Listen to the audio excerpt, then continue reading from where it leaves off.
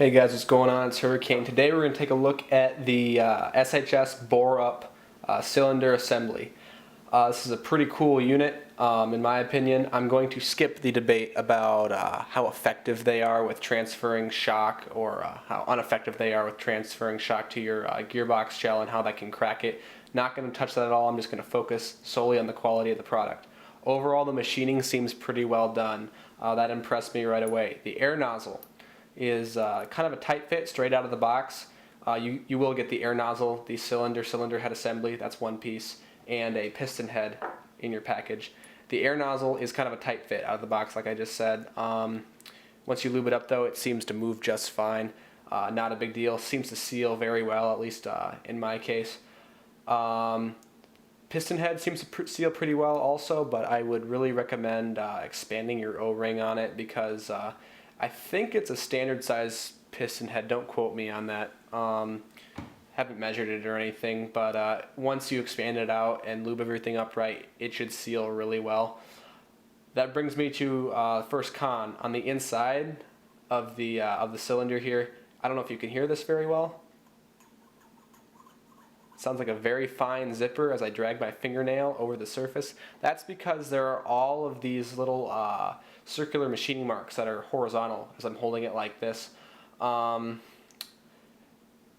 disappointing. It's not even polished on the inside. The machining, while it's fine, is rough. If you were to stick polishing compound in there and try to polish it, all you might do is end up polishing the ups and downs of those machining marks. So you might even have to go in there with some really fine grit sandpaper or like a cylinder polishing set with like stones and stuff, and really get it polished down nice before you use polishing compound just straight up.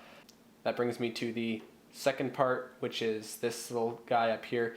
Like I said, this is all one unit machined out of one block of material. Seems pretty high quality, but the inside of the air tube here, that's pretty rough. I don't know if they drilled it out really fast or if they reamed it really hard or what they did, but there's definitely some pretty heavy machining marks in there. They're not super tight together like inside the cylinder to where it probably wouldn't matter a whole lot with airflow.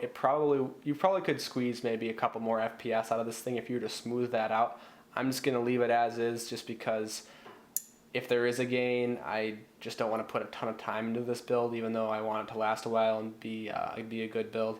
Not going for absolute highest performance here. But yeah, machining is good. The seal's pretty good in my opinion. We can test that out right now. Try to get this here so that it's somewhat similar to when you're actually running it. So